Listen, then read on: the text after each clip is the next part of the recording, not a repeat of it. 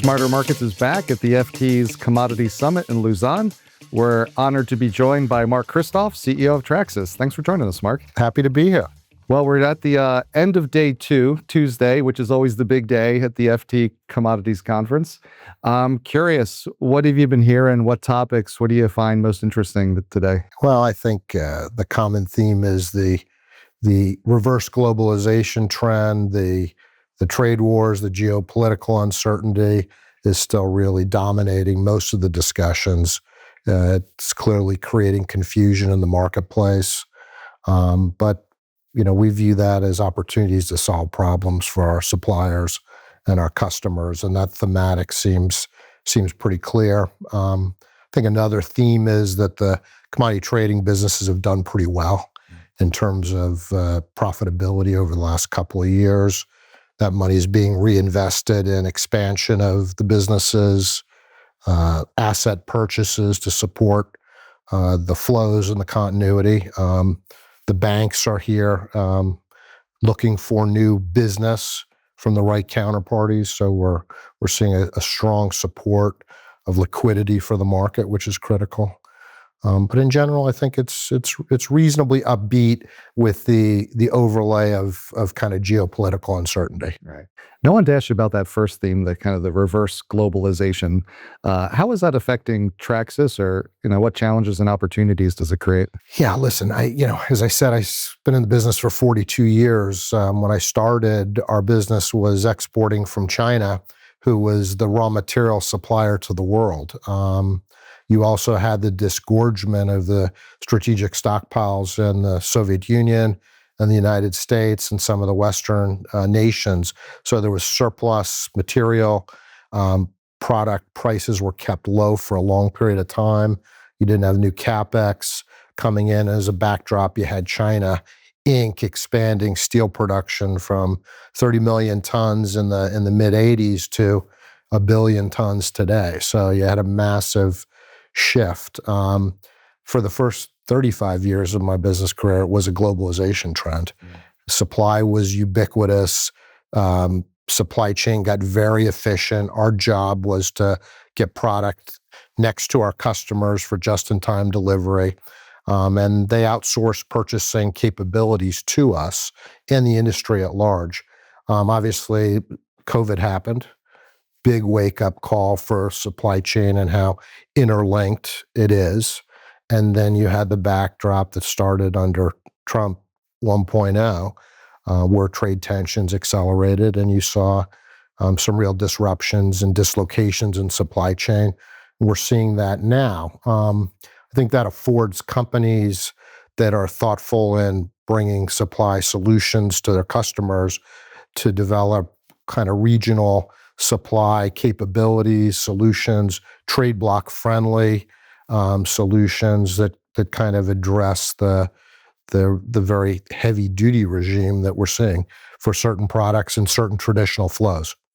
I wanted to ask you, given your 42 years experience, because we've seen such a change in China, right? You mentioned, years ago they were the raw material supplier.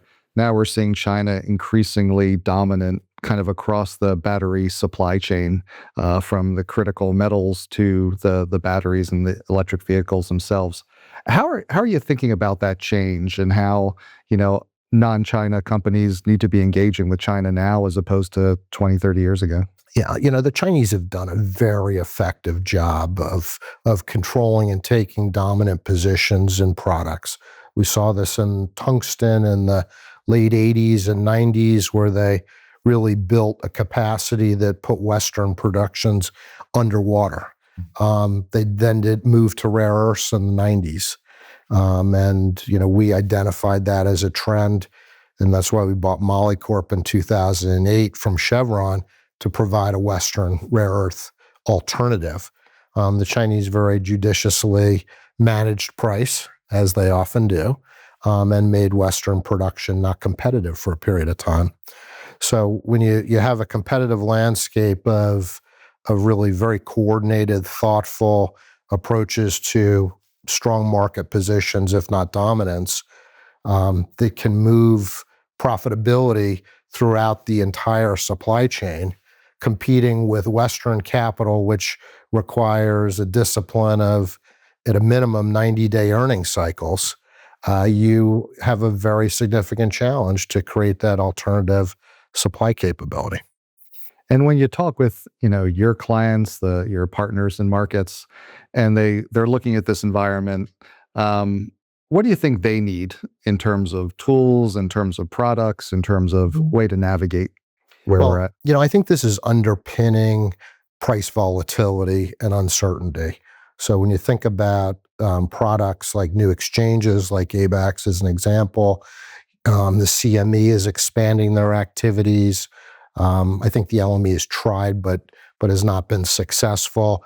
But I think the ability to have price discovery, transparency, and additional tools to manage that price risk, either as a producer that wants certainty around what the sales price of their product is, or the consumer or user of the product that wants to have visibility of what their raw material cost is going to be for a period of time.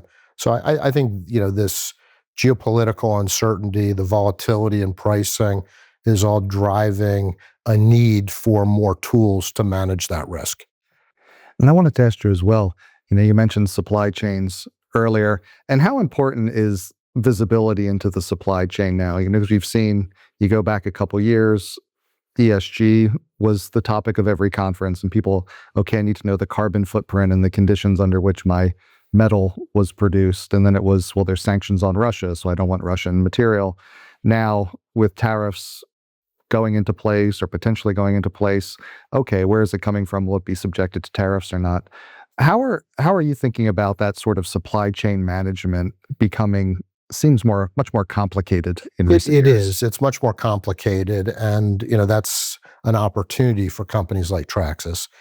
People ask me, do you trade minerals and metals? I said, yes, but our principal function is solving problems for our suppliers and our customers.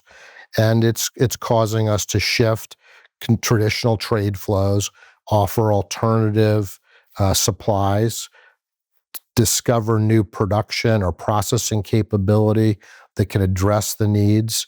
And this is going to be a constant thematic for the foreseeable future. ESG and carbon tracing is not going away. You have a pendulum that shifted one way very aggressively, is shifting back with the different priorities of the current administration. And I think, those are still going to be opportunities and requirements for the business. We've talked about ESG and thought it's very good, sound business principles. You've got to have an environmentally sound production. You've got to have a socially responsible approach to the communities where you source material.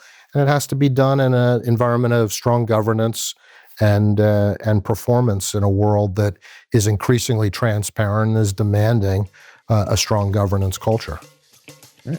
Well, thanks so much, Mark. Appreciate you taking some time off the floor to spend with us. Yeah, great to see you. Thanks again.